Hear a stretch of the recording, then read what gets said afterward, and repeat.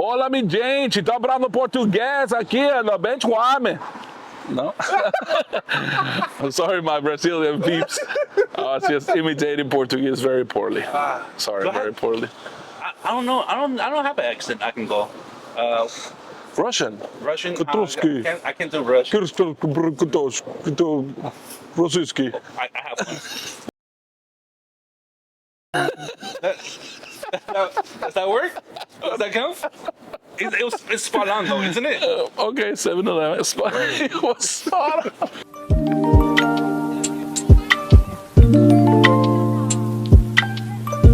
Halloween. How about Halloween? You like Halloween? I used to. You used to. I used to. Now what? It's not the same. No? How come? When we were kids, everybody would be out for Halloween, trick and treating. Now it's just pockets here and there. It's not as festive as it was. What do you think that is? Gentrification? Oh shit. No, Let's keep it light. I think just how crazy the world is. People have their own tablets. Everybody thinks like the Santa Claus around the corner. Let's be safe. Back then you just walk out of the house like nothing. Now my kids want to go out. I'm like, come back in. You know what I'm saying? Yeah, no, I hear you. So a lot of just, and those killers in the beginning of time, but now, I mean, there is horrible stories from back in the 80s and the 90s of people disappearing. I mean, still happens with all the precautions we take. Who's disappearing now? The news. A lot of people. A lot. We just don't. I don't consume news, but I know it happens. Still happens. Like you said, there's killers from the beginning of time. This is where you get all your facts.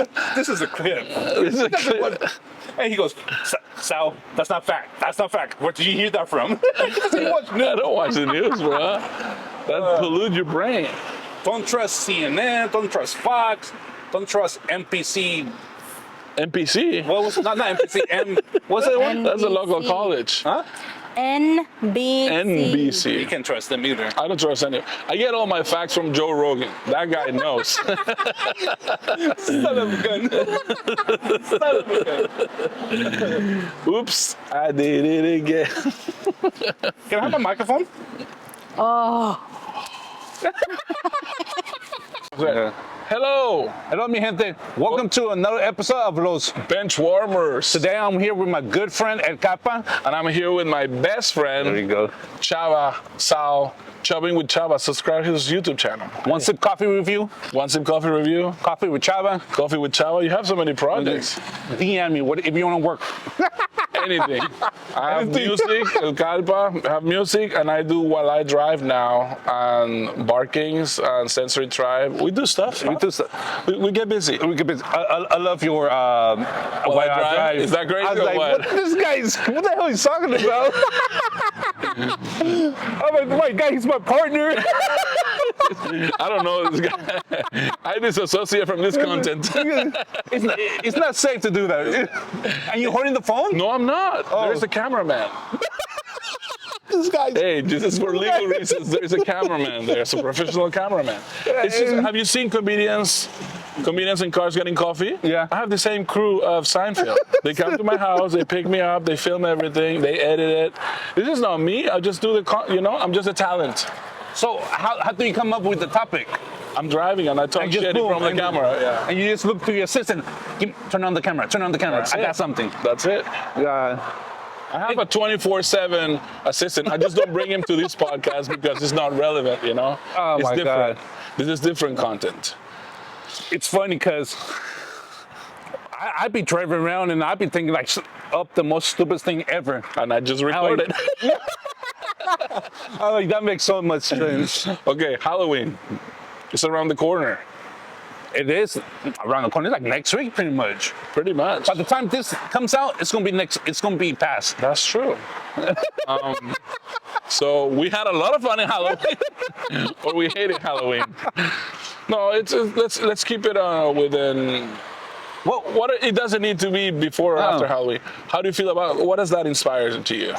The skeleton? What do you see when you see that skeleton? The I'll devil? tell you what I see. The Really? devil? Nah, it's just a skeleton. It's Halloween. There's nothing there to see. That's like a $400 skeleton. That's what I see. Oh, the Because my price. wife was wanting one for a while. That's $400. That's $400. That's all I see. I was like, oh. Have a garage sale? Sell your stuff in your garage and you can buy that? Yeah, I'm not doing that. I need all my trash. I need my boxes. Give me comfort. What is your best Halloween costume you ever came up with? That's a good question. I think, let me see. It had to be when I was thinner because then you can show more skin and you're fine. But I think when we were You were kids, a sexy nurse? Nah. No? When we were kids, I done Freddy Krueger, but we didn't go to Spirit to buy shit. We actually got some metal stuff to make the gloves, and we put like saws. Jesus. We like sharpen it. We had like a Freddy Krueger glove back. I'm talking about 91, 92, and we made the whole costume ourselves. I really used to get very into Halloween. Even when we were older, I remember people were still going to parties, like at 15, 16. I would still dress up and go to the party. Like, I might be the only one at a Halloween party with a costume on.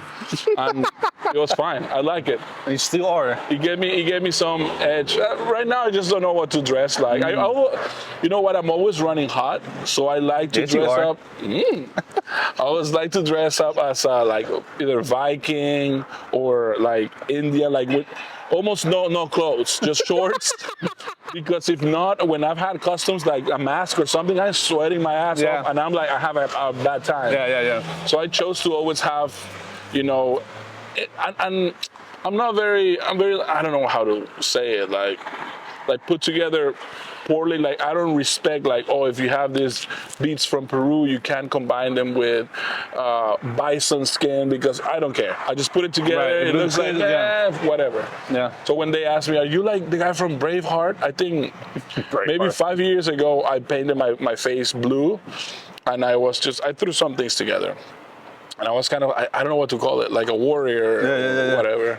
And people are like, oh, Braveheart, or whatever. So, I don't know. I don't respect the thing that you're supposed to. I'm trying to think now. What's your best one? What as a kid, Tell me the year. In 95. Okay. No, in the 90s. Okay. At that time, my stepdad, he's a mechanic, so I always put his coverall? His coverall, and I would go to school as Mario every year. Mario. Oh, Mario. But as an adult, when I was like 21, 22, no, maybe 23, I was dressed as a priest, and I had a cross. Oh, damn. Yeah. And I would go up to the section nurse and I'm like, you want to get safe? You know what I'm saying? Okay, I remember now, and this is... Oh, it was not that good then. I was a pimp. As a priest. As a priest. I had like a small bottle of water, and with holy water, and I'm like, what's up, girl? That's one thing I learned. I mean, it came later to Peru too, but man, this is gonna get controversial one more time. That Halloween for young adults, like old teens and 20s and 30s that are looking good, it's an opportunity to dress up as a whore. It's become sexy Halloween for like young adults. Forever now. But when we were in Peru, that wasn't the case. But when I came to Miami, they do this place in Coconut Grove, and Halloween everybody dress up, and I'm talking about dudes and girls, like the best shape of their life. So there was this guy that was all spray green like the Hulk. But the things that you see it's all sexy. It's all about sexy Halloween. How much you can show, how naked you can be. I mean, and it's Miami, right? It's tropical and all of this. But I remember now in Peru, I dressed up as a caveman. I can see that. Yeah, I had dreads. I had dreadlocks. You had dread? A lot of. I was like a zombie. I don't even know what the fuck I was. It's like a zombie caveman. But I was like, my belly was exposed. I just had like a thing on top of me and like a skirt, balls hanging out and all, and some sandals. But then I got in trouble with my ex. Some girls would come and rub my belly, and my ex was like, what the fuck are you doing? Oh my God. I said, oh, you're like a caveman. I guess that's the best costume I had as an adult, because girls being attracted to it. So showing some skin, baby, that's my best costume. And when I was a kid, I loved ninjas. And now my kid is going through that. He wants to be a ninja now. Ninja. That's My a good mom, job. my mom is like, she's a seamstress, so she did our ninja custom. Oh, really? Oh, that's cool. You too? And now he, You have a ninja custom right now too? no, Oh, just for your son. for my son. Oh, I thought you. I said we It's have too hot one. for me. It's too hot for me. No, but I had one when I was a kid. But now I see it. My mom is doing the same thing that she did for me for my son, and it's so cool. So you always were like a free spirit. I think so, man. But also, you know how responsible I'm with time. And I'm an odd fucking thing. Yeah, you are. It's because I'm like so. I'm never late. I was very responsible. I mean, I You procrastinate. said never late. Late You never late to what? to places when I show up, except this morning. But I was late and I was before you guys. So what's up with that? I never said I was on time, but you're always late. No, incorrect. Okay, he's offended.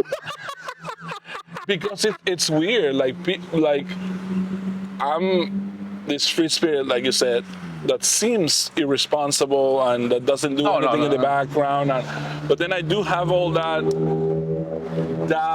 old school, that correctness side to me. So it's very odd, and I have a hard time dealing with it because sometimes I want to be more free, but then my brain is like, oh no, find the structure, what goes where. So a lot of attention to detail, but at the same time, like I don't give a fuck attitude. I don't know. It's strange. I don't know how to define it. My wife says it's ADHD. Nah, because I'm pretty sure I have that too. But there's no artwork in my house. The way I dress is pretty much whatever I have. But when I look at you, it's you're like the definition of an artist, right? Thank you. The way you look, the way you put your tattoos, your stickers, even your house. I walked into your house, I'm like, yeah, this is the house of an artist. Like it makes sense. But it's clean, but it's the old not clean, but no, compared to mine. But even your kitchen table, it's old and everything, but it fits perfectly. It's like, I mean, that's a charisma right there. It's like a working, but that's all I know all my life. Yeah. Too. Like my house was always chaotic. My dad is an artist, so it was paint everywhere. On the table, it was have paint brushes and paint, and then my mom is a seamstress, and she's not very organized either. Yeah. So you see pieces of telas everywhere, fabric everywhere, hilos everywhere, So the house was never like pristine, but it was always entertaining. It was like living inside a theater, always. And when I was a kid, if I wanted to paint, no seas pendejo, ponte a trabajar. All right, I'm working. You know what I'm saying? God, geez, so it wasn't like Different. So it's pretty cool to see. But I think all my responsible side, because my parents are horrible with time. They're late. They're somewhere in the irresponsible side. So I think my responsible side comes from trauma of my parents, like don't pick me up on time.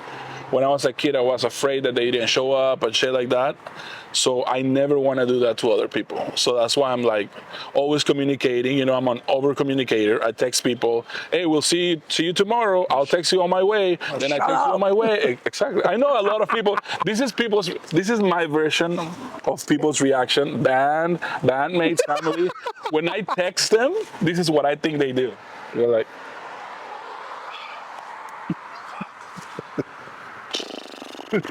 He's talking about the music for the outro.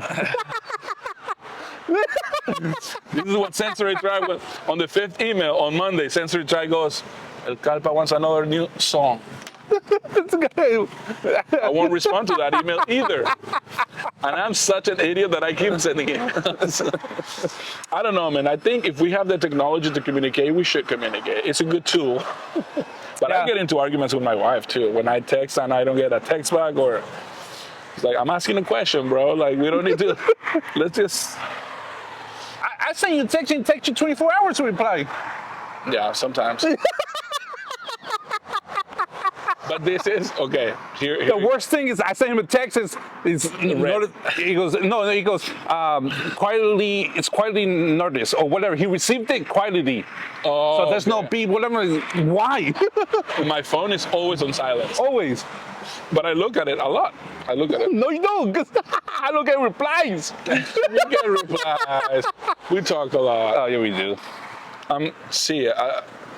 Yes, I mean, we all have faults, but I'm still have a hard time where my responsible, like almost like head of household attitude comes since I was very young. Like when we moved to Miami, I was in charge of setting up the light bill, the water, and all of this because my parents were messing with that shit. Yeah. So maybe it was me trying to like get some structure that I needed. I don't know. But I'm definitely an odd combination of freedom and responsibility. Yeah. It's a hard to focus on one thing. Yeah, I have to talk myself into it. Yeah. Like sometimes I'm like, because I feel like I'm always wasting time. Yeah. Right? So if I sit in the computer, I'm like, okay, I'm gonna sit in the computer, so I need to download a song, record this, start downloading the data, transfer files, because I'm gonna sit down. But those are many tasks. So sometimes I forget the first task was just to write an email. So I'm like, I'm setting up 30 things before I sit down. Right. And so sometimes I'm like, no, I talk to myself. I was like, no, don't do the data. Don't do the downloading the song. Just write the fucking email. Just do that right now. I have to talk. Sometimes out loud. Hey, just concentrate on one thing. Yeah. Because if not, I'll be like, oh, and I can do this while I do this. Always. Feel the same. I have a struggle. It's kind of cool because I even as a kid I had ideas. I mean, oh, that'd be fun to do, but I never did it because I started working when I was 14 years old, 2 jobs. Real man stuff. You know what I'm saying? Yeah. And so that was not. I was fucking around when I was 14. So there was never time to be creative, right? So now. Shit. Now I can't. Right now I can't afford to be creative, but I'm putting myself out there. I'm being creative. Todo eso. We're doing different ideas, different topics, all this stuff. But I'm having issue. I'm focusing on one thing, but focusing on the business side. I see. Right? As an artist, we just want to create. I'm considering myself an artist, right? You are. We like to create todo eso, but now like I'm having hard trouble. Like, what's the business side of it looks like? Because how can we be creative on the business side? Because they're two different things, and this is where my father is like the perfect example. He's a great artist, but a horrible business person.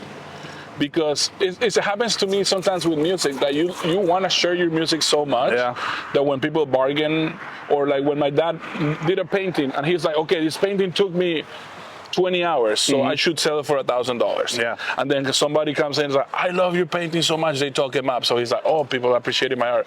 I only have $200. And his heart was to share the art. Yeah. Even he can't afford it, so he sells it for $200. Yeah. And so that's the definition of a good artist, horrible business person. That's a fear I have right now with my kids.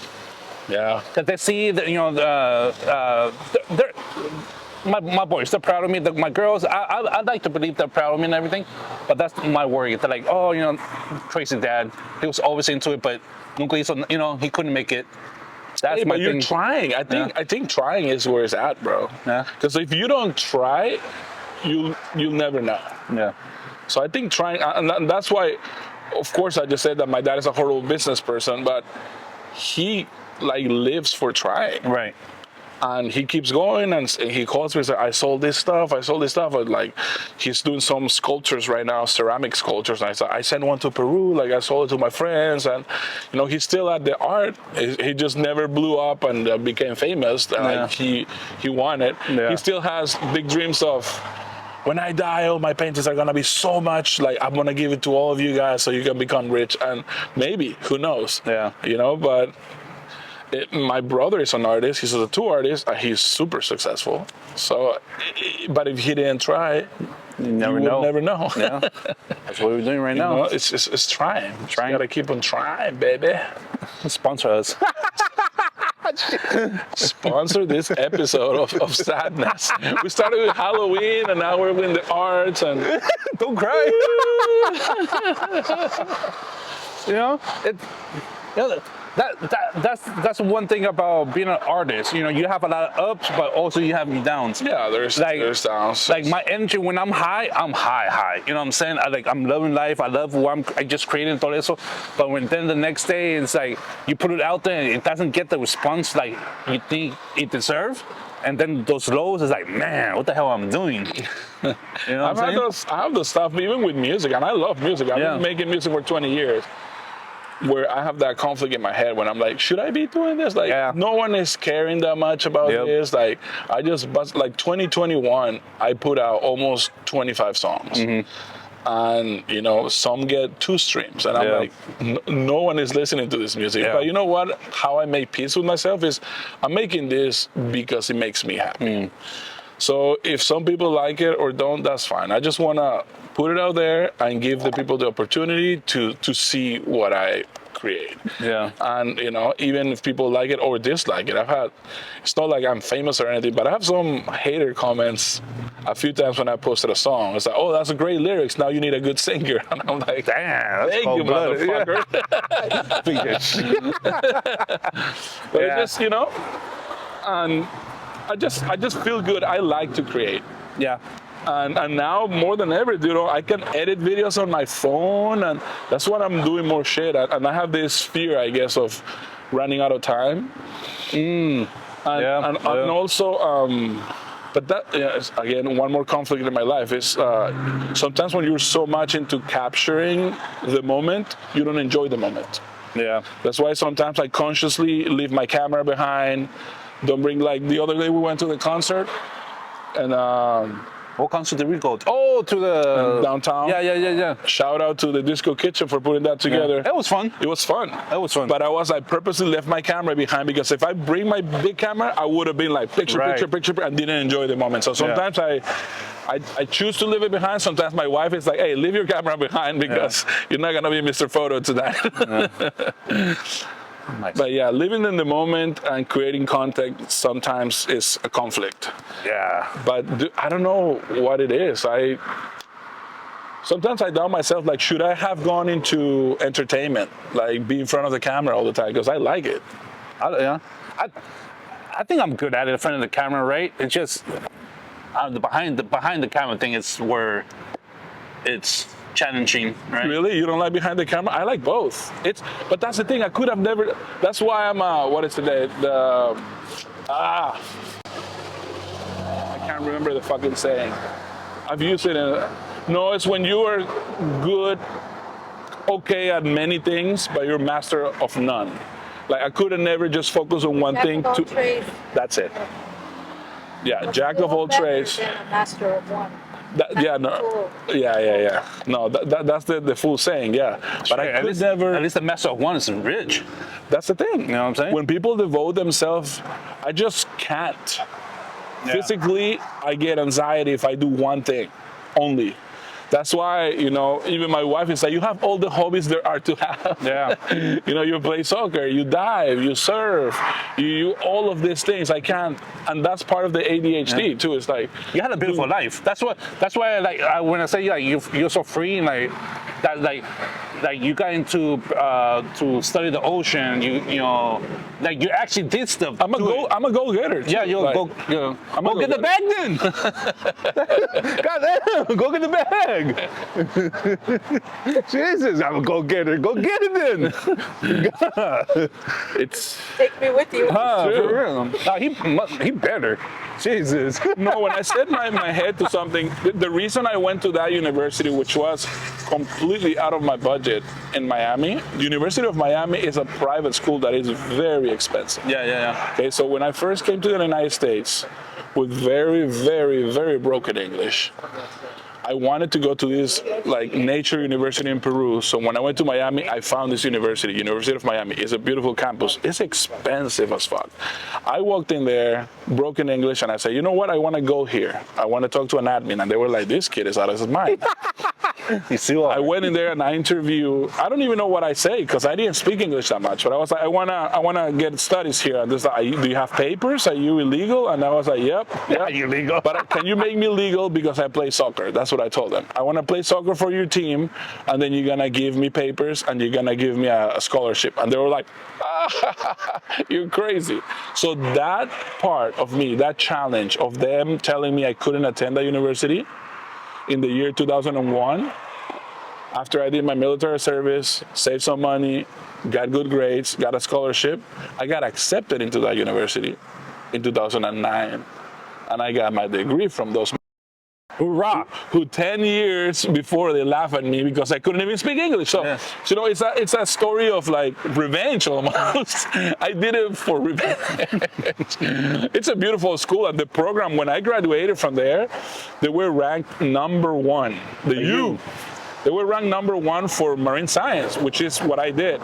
And the experiences I had for being a broken ass immigrant when I came to the States, I was, you know, touching elbows with the richest kids there are in Miami. And I was like going on dives. I took a class in the Bahamas. Like the experiences I had are incredible for a person. Yeah. I was just like 80 years later. I was the oldest one in all of my classes, but I still got to do it, you know?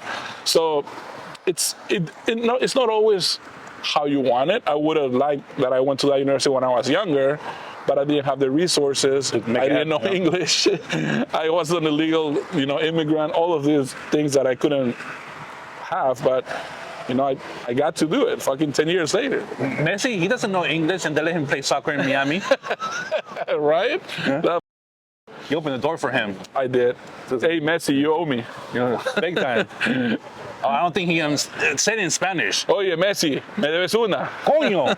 Coño. Coño. Okay, I don't know what this episode was about. It was Halloween and then We life got as an sad artist. about life of an artist. It's difficult, life of the artist, you know? Yo soy un perro que muerde fuerte, güey. If I want something, I go and fucking put my mind to it. Want this? Put your mind on this.